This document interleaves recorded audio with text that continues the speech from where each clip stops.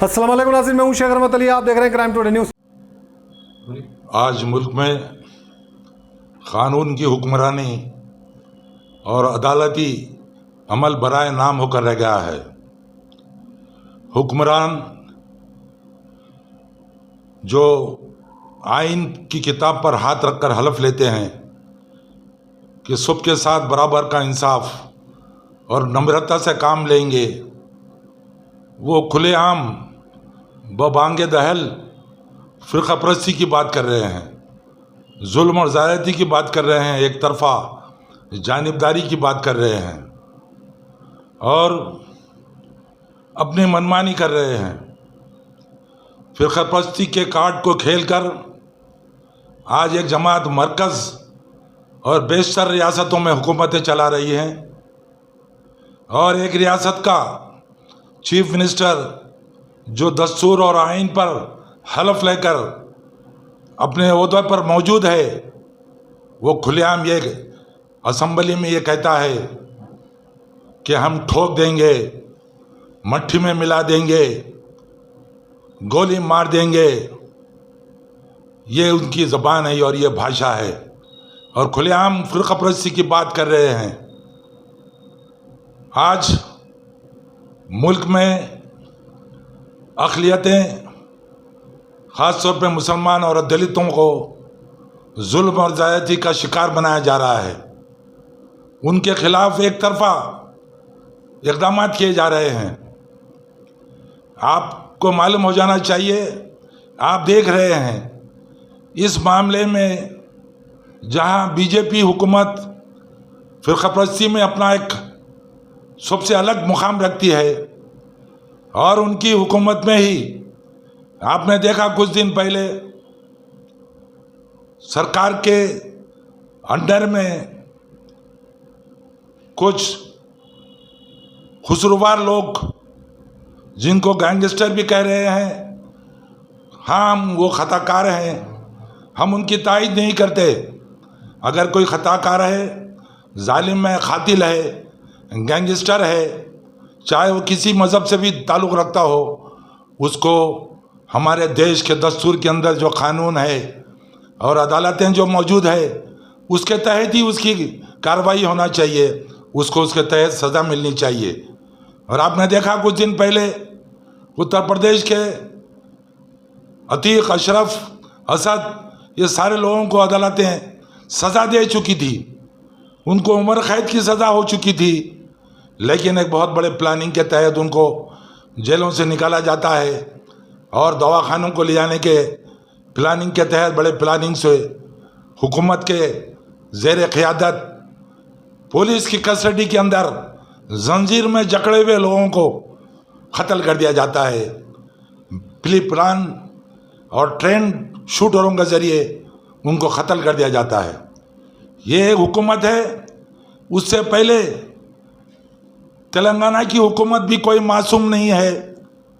उनकी हुकूमत में भी आलेर इनकाउंटर, नौजवान बच्चे 4-5 जिनको जंजीरों में जकड़कर जेल से लाया जा रहा था, जबकि उनका कन्विक्शन, उनका फ़ैसला 2 दिन के बाद था और ये फ़ैसला आने वाला था कि ये बच्चे बेकसूर है, वो बेकसूर होकर रिहा होने वाले थे। उनको जंजीरों में जकड़े हुए एक कार में उनको गोलियों से भून के क़त्ल कर दिया जाता है। उस वक़्त यहाँ की हुकूमत बीजेपी की साझेदार थी और यही टीआरएस ने 3 तलाक़ के मामले में, 370 के मामले में और एनआरसी और CAA के मामले में मरकज़ी हुकूमत का पूरा साथ दी। लेकिन आज उसकी मुखालफत में जा रही है कि ये क्या स्ट्रैटेजी है पता नहीं है, लेकिन खुसरूवार तो हर जमात है और हर जमात ने मुसलमानों पे और दलितों पर जुल्म किया है। आज जहाँ पे क़ानून की हुक्मरानी और अदालती अमल बराए नाम है, ये दस्तूर के लिए, जमहूरियत के लिए और देश के लिए बहुत बड़ा ख़तरा है। आपने देखा कि फ़िरक़ा परस्ती को खुलेआम बबांगे दहल बात किया जा रहा है। हालांकि हर मज़हब का यहाँ पे ईद और त्यौहार होती है, मुसलमानों के, सिखों के, क्रिश्चियनों के, लेकिन एक फ़िरक़े का जब त्यौहार आता है तो मजहबी जुलूसों में दूसरे फ़िरक़े के मजहबी मुक़ामात पर चढ़कर ज़ाफ़रानी झंडों को लहराया जाता है, मजहबी नारों को लगाया जाता है और फ़िरक़ावाराना माहौल को गरमा दिया जाता है, गाली गलौज किया जाता है। और जब भी ये त्यौहार आता है सारे हिंदुस्तान में ये माहौल बन रहा है, तो इस बात को भी गौर करना चाहिए कि अक्सरियती जो फ़िरक़ा है, अक्सरियती जो लोग हैं, इनको हुकूमत अपने तौर पर तायद कर रही है। वरना कोई त्यौहार, ईद हो, ये खुशी का मौका होता, लेकिन बाज़ त्यौहारों में, मजहबी जुलूसों में, आज पूरे देश में जब भी मजहबी जुलूस त्यौहारों में निकलता है तो सारे तरफ एक तशवीश फैली हुई होती है और पुलिस का महकमा भी दिन रात मेहनत करके लॉ एंड ऑर्डर को संभालने की कोशिश करता है। ये कब तक चलेगा? फ़िरक़ावाराना जज्बात को भड़काने की बात कब तक होगी? और मरकज़ी की हुकूमतें और बाज़ रियासती हुकूमतें जानिबदारी का मुज़ाहरा कर रहे हैं। आप देखिए कुछ दिन पहले 2002 के फ़िरक़ावाराना फ़सादात के जो कसूरवार थे, जो मुलजिम थे, जो मुजरिम थे, बाबू बजरंगी और वहाँ की एक रियासती वज़ीर माया कोटनानी, जिन्होंने कैमरे के सामने ये इकबाल किया, ये कबूल किया कि हमने और मुस्लिम औरतों के पेटों को चाक किया, क़त्ल और गारतगिरी की, जलाया और कई लोगों को क़त्ल कर दिया, उनको बाइज़्ज़त बरी कर दिया जाता है।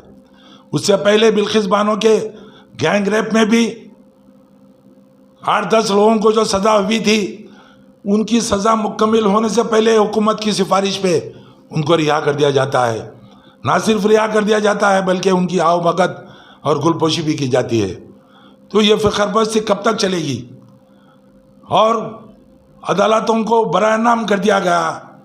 जब आपको अपने हाथ से ही गोली मारकर शूट आउट करके ख़त्म कर देना है तो ये अदालतें किस लिए? हमारा दस्तूर किस लिए? ये आइन किस लिए? और क़ानून की हुक्मरानी क्यों नहीं होती?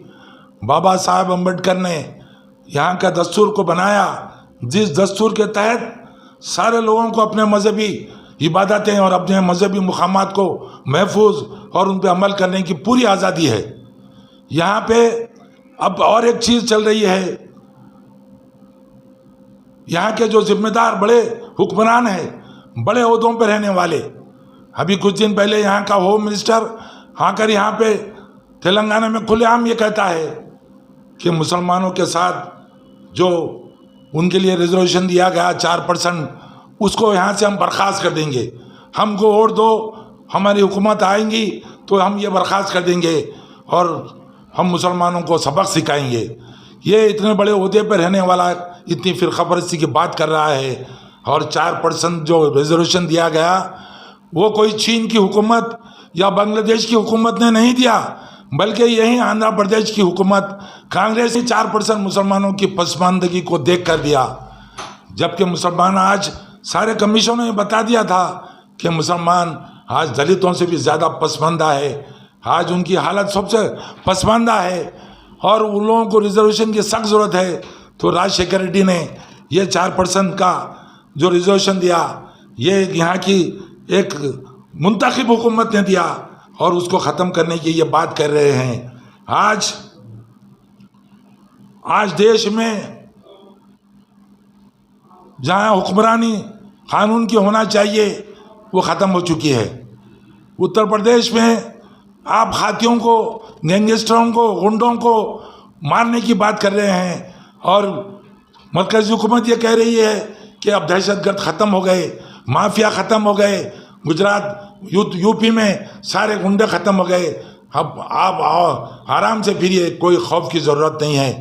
तो उसके बरक्स आप देखिए, चीफ मिनिस्टर, होम मिनिस्टर, वज़ीर आज़म अपनी सिक्योरिटी को दुगना कर दिए, सख्त सिक्योरिटी में फिर रहे हैं। आप जब कह रहे हैं कि सारे गुंडे और माफिया ख़त्म हो चुके हैं, आराम से फिरो, तो आप सिक्योरिटी में क्यों है? आप अपनी डबल सिक्योरिटी को डबल क्यों कर दिए? जब गुंडे और माफिया ख़त्म हो चुके हैं तो आप सिक्योरिटी हटा दो, फिरो, बगैर सिक्योरिटी के फिरो। जब मालूम होगा आपको कि आपकी बात कितनी सही है। आप तो सिक्योरिटी डबल कर दिए और ये कह रहे हैं कि माफिया ख़त्म हो गया। और उत्तर प्रदेश में जहाँ कोई भी माफिया हो, दहशतगर्द हो, गुंडा हो, उसको आप अदालत के तहत सज़ा दीजिए, सख्त से सख्त सज़ा दीजिए। उसके बरखिलाफ़ वहाँ पे एक दूसरे फ़िरक़े के कई जो सो माफिया और गुंडे मौजूद हैं, जिनमें ख़ास तौर पे मशहूर मारूफ बरजेश सिंह और राजा भैया जो अपनी मुतवाज़ी हुकूमत चलाते हैं, उनको छेड़ने की इन्हें हिम्मत नहीं करता। राजा भैया इतना बड़ा गैंगस्टर है कि उसके कुछ साल पहले एक मुस्लिम डीएसपी उसकी तहक़ीक़ात करने के लिए उसके गांव जाता है तो उसको गोलियों से भून के ख़त्म करा देता है। उसकी कोई तहक़ीक़ात नहीं होती और उसका कोई जिक्र व खैर तक नहीं होता। दो इतने बड़े गुंडे और कई बड़े गुंडे और माफिया उत्तर प्रदेश में मौजूद है, लेकिन उनके खिलाफ कोई एक्शन नहीं होता। जानिबदारी की बात हो रही है।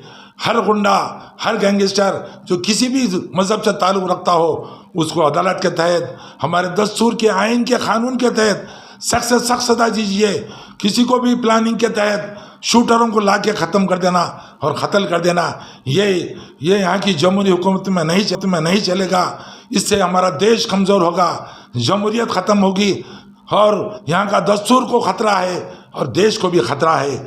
याद रखिए, जब देश में अदालतें नहीं होती, मखलूक खुदा की जब कोई मुश्किल में हो तो सज्जों में रहना इबादत नहीं होती, अपने हक़ के लिए आवाज़ उठाना बगावत नहीं होती। जब इंसाफ जालिमों के हाथ में आएगा फिर क्या हाल है, ये कौन अदालतों को जाएगा। आज हमको दस्तूर के लिए बाबा साहब अम्बेडकर ने जो दस्तूर बनाया है, उस दस्तूर को मजबूती से कायम रखने के लिए आवाज़ उठाना पड़ेगा, जुल्म के ख़िलाफ़ आवाज़ उठाना पड़ेगा और जालिमों के ख़िलाफ़ आवाज़ उठाना पड़ेगा। अपने हक़ के लिए ये आवाज़ उठाना कोई बगावत नहीं है, बल्कि खामोश रहना एक बहुत बड़ी कमज़ोरी है और गुनाह है। हम सबको मिलकर सारे सेकुलर हिंदुस्तान में आज बहुत बड़ा तबका 90% लोग सेकुलर है, हिंदू, मुस्लिम, सिख, ईसाई आपस में भाई भाई के एक नारे के तहत, एक नज़रिए के तहत ज़िंदगी गुजारते हैं। ये मुट्ठी भर फ़िरक़ा परस्त आज हमारे देश को यरगमाल कर दिए हैं। फ़िरक़ा परस्ती को ज़ाहिर करके फ़िरक़ा परस्तों के ज़रिए हमारे देश को वो बिल्कुल हाईजैक करने की कोशिश कर रहे हैं। इसके खिलाफ हमको आवाज़ उठाना पड़ेगा, सब मिलकर इसके लिए। शाहकार, मजबूत और पायदार, दिलकश और दिलनशीं शादी के फर्नीचर का सबसे बड़ा शोरूम अब Shastripuram king colony main road के पुरसुकून माहौल में। पसंद फरमाइए आपकी शहजादी के लिए खूबसूरत जहेज का मुकम्मल फर्नीचर सिर्फ 29,999 रुपए में। जी हाँ, 29,999 रुपीज। जी हाँ, फख्रे हिंदुस्तान सदर मोहतरम बैरिस्टर असदुद्दीन अवैसी साहब के मकान के बिल्कुल करीब आपका अपना HKGN फर्नीचर्स। 9618650827